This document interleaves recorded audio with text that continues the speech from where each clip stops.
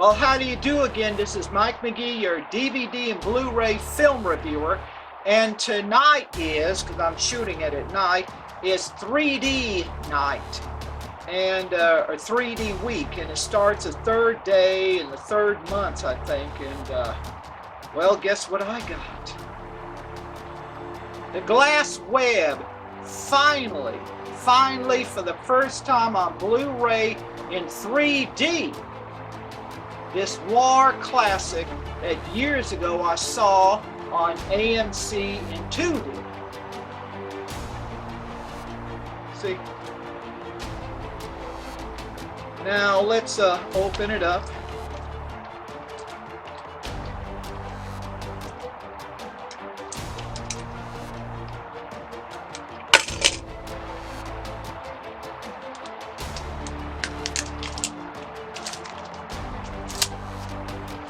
Yes, it has a front cover, and it has the same thing in the clamshell, and it also has a pair of anaglyph glasses if you don't have Polaroid equipment, because it's in Polaroid and 2D and anaglyph 3D. Of course, I got plastic glasses for that. And, oh, it has a switchable box cover. I didn't know this.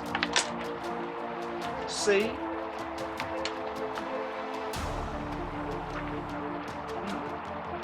Which one would I like? Let's see, how would this be?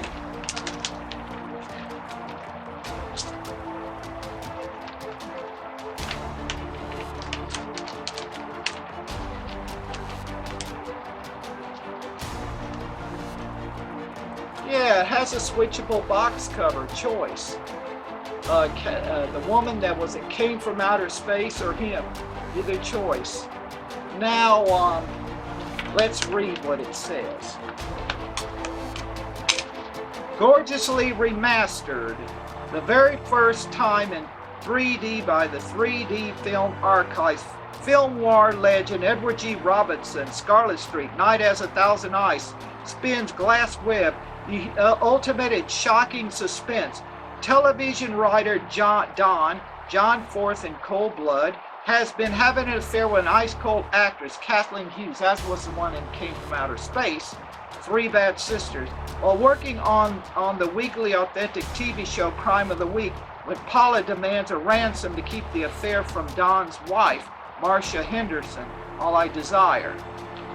He agrees. However, as he arrives to deliver the money, he finds Paula dead. Soon, the show researcher Henry Robinson proposes that their next episode should reenact Paula's murder, and that he has incriminating evidence against Don. The twist-filled classic was filmed in three glorious dimensions by legendary director Jack Arnold, Creature from the Black Lagoon, The Incredible Shrinking Man, and The Tattered Dress. And the special features audio commentary by professor and film scholar Jason A. Nye with expert Mike Ballou and Greg Kins. Includes 2D and Blu-ray 3D and anaglyph red cyan 3D versions with one pair of 3D glasses, theatrical trailer and TV spot. So, what I'm going to do is that I am going to play the movie and give you my opinion about it. Well, I'm back, and here's how it goes. Richard Dennings, a 3D veteran, shows up with a team of Edward G. Robinson, a researcher, and John Forsythe, writer, for a murder mystery TV show. And in the beginning, you see these two people in what looks like to be a desert, which kind of looks like a set from It Came from Outer Space. And there's a well in the middle, and this woman and man comes close to the well, and all of a sudden the man has his gun and takes her out and shoots her. and kills her and dumps her into the well, and before you know it, it is in the movie. It is a TV set of a television show, that murder mystery. Turns out to be an up-and-coming star, Kathleen Hughes, and then in the studio you have John Forsythe's family there watching the show. His 2 kids and his wife, played by Marsha Henderson. And all of a sudden there's this commercial about cigarettes coming on. And it turns out that there's a problem with the show. The ratings are coming down, so they got to come up with some kind of big hit to keep the show going. Now this 3D noir classic was shot in such a way to bring the audience in the movie by photographing it in medium and close-up shots. Now there were 3D gags in the plot. When John Forsythe was walking down the street worried that they would accuse him of murdering Kathleen Hughes, one scene where a truck almost hit him and he stops in the middle, and this ladder comes out and sticks out directly towards a lens. And another thing where a public street worker is hosing down the sidewalk, he almost wets him, and then he hits, and then the water goes directly to the lens. And another scene where there's this wooden slide on the 2nd-story building, throwing out old brick and mortar stuff that almost hits him, but he goes under. A newspaper, a bunch of newspapers tied together from a newspaper truck being thrown at the camera.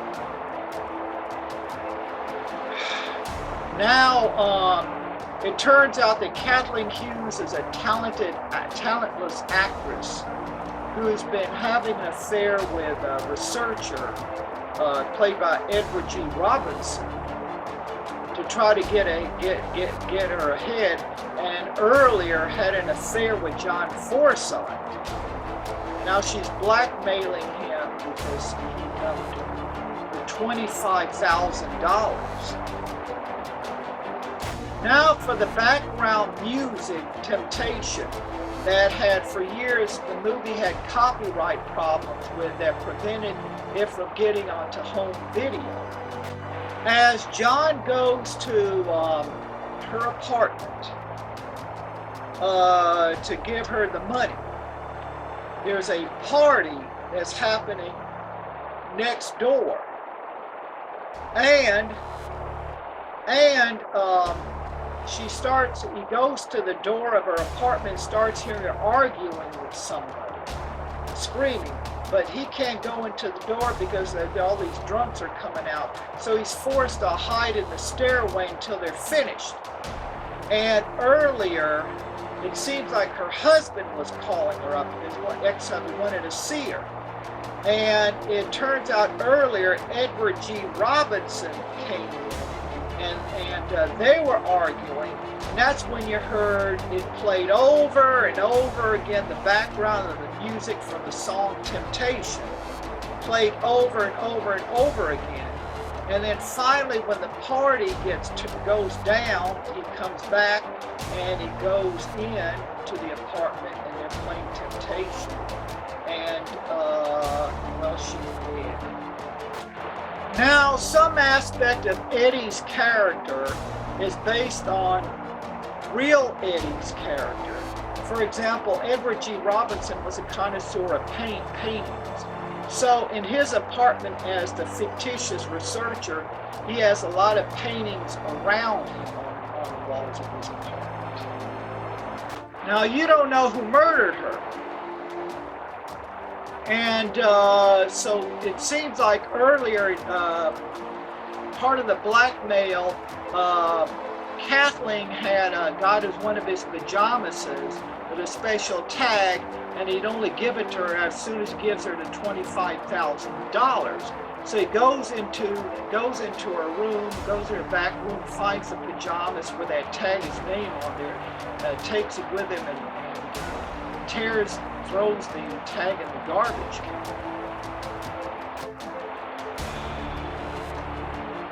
Well, Eddie convinces Richard Denning that he can make a better script than John Forsythe for the new murder episode based on Kathleen Hughes's real murder. Now later on, at John's place during breakfast when Eddie's visiting with him, Eddie blackmails him. Now, I'm not going to tell you who murdered Kathleen Hughes' character. Now, on the comment, there's a discussion about the author of the original book that the movie was based on and how the book version was different than the one on film.